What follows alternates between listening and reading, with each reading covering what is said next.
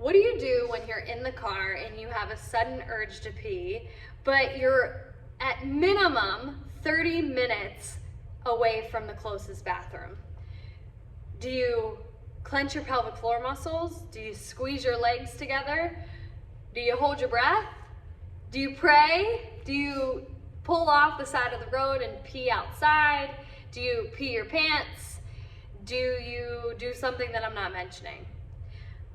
All of us have been in that situation at some point of our life in some degree or another. And the sad thing is, when it gets bad enough or people are having issues with their pelvic floor, it can actually result in not going out of your home in fear of not being close to a bathroom, or habits that make the problem worse. Because these issues, if they're consistent, typically don't get better without appropriate intervention. My name is Jocelyn Conley. I'm a pelvic floor physical therapist, and in this video I want to talk about effective urge suppression strategies. So all the strategies that I mentioned before are common strategies that we intuitively try as humans, and those that I see that my patients are doing. Now, some of them might result in a pelvic floor muscle contraction. So the muscles that help close the door from urine to pass through are contracting, and that works. But other times, people are clenching and squeezing, and they're squeezing things that are not actually the muscles that overcome that urge sensation. Rather, they're squeezing or clenching their glute muscles, their abdominals, and they're actually working against themselves that way. Other times, people think that they're contracting their pelvic floor muscles, and when I say contracting, I'm thinking like closing, like imagine a bean was in your vagina. You're squeezing around the bean and then you're pulling the bean inward. Instead of doing that, they're actually elongating or lengthening and pushing the bean out. So they're actually feeding into the leakage if leakage is occurring. And that happens maybe 20% or 10% of the time in the patients that I see. But the whole point is they think they're contracting and they're actually not. They're actually feeding into it. Now, I mentioned squeezing or holding your breath in the beginning. And again, holding your breath isn't an effective strategy for the pelvic floor, or to hold off losing urine, because that actually could stiffen up the pelvic floor, and therefore the pelvic floor can't do its job in preventing the urine loss. I mean, praying, I don't know your opinion there, but I can't really say much to that. And then peeing, pulling off the side of the road, hopefully no one pulls you over for indecent exposure, but I do have an argument against police officers that would ticket someone with that, being that, anyways, I'm not gonna go there. And then peeing themselves.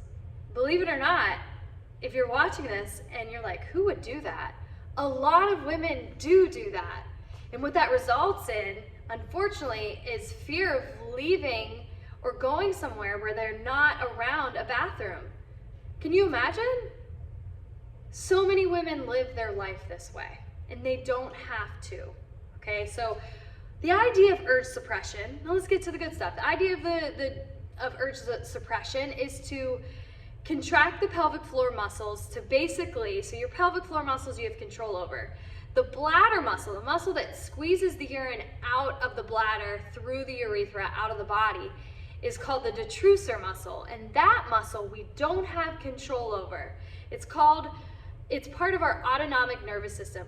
We don't have control over that, again, but we do have control over our pelvic floor muscles.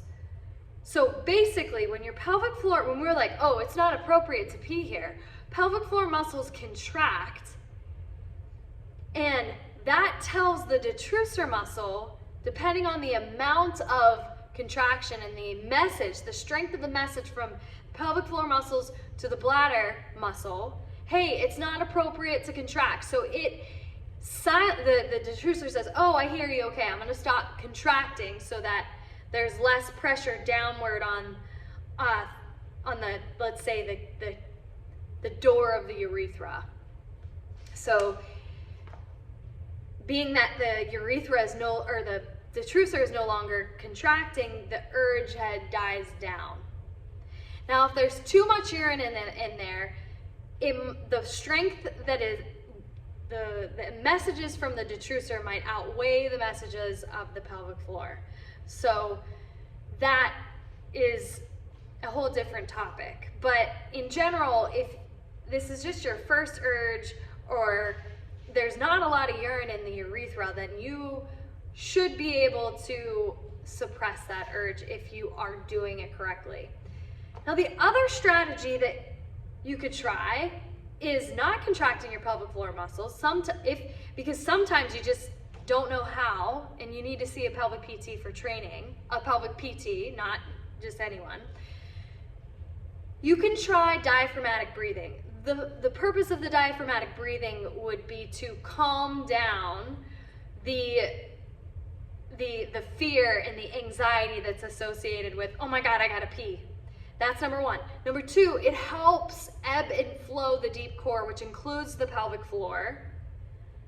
And sometimes that can deliver a strong enough message to say, okay, no, it's not time.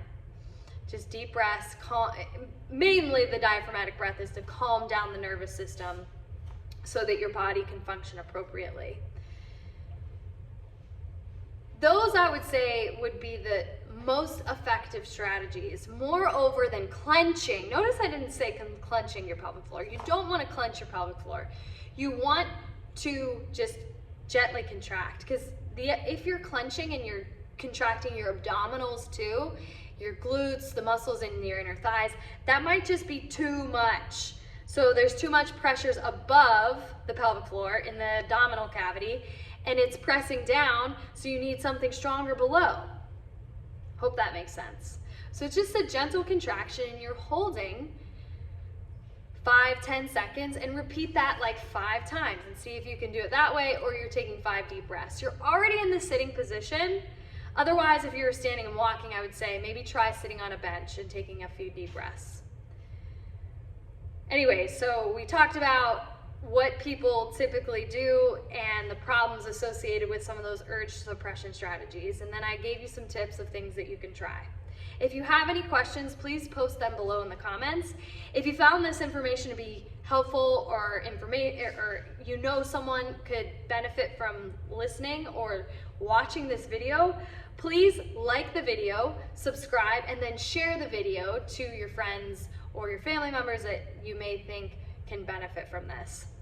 And if you said, oh yeah, that's me, and you haven't seen a pelvic health physical therapist, my suggestion is to go do that as soon as you can, because these issues don't seem to just spontaneously get better after noticing a trend over the past several years. Oh, it was a little bit, then it was more, and then more.